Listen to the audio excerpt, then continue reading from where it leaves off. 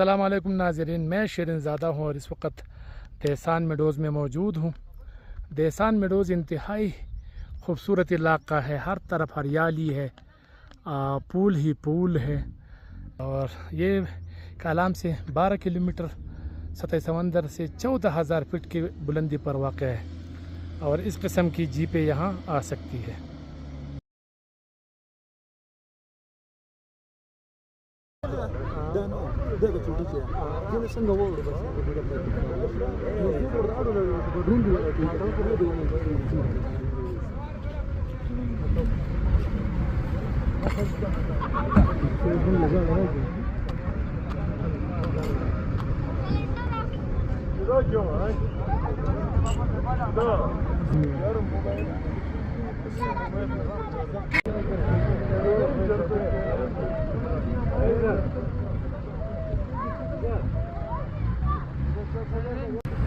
दादा